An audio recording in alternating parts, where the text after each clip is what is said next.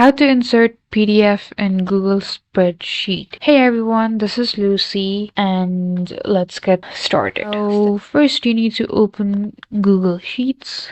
After that, create a blank spreadsheet. Now here, let's make a table. Let's say I created this file. So I created somewhat like this.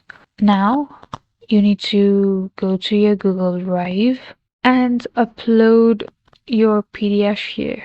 So now you can just copy its location, and now you can paste your link here. If you don't want your link to be this long, what you can do is type anything, and here click on insert link, apply, and now you can see a link here. Thank you guys for watching. Like and subscribe for more videos, and I'll meet you guys in the next video.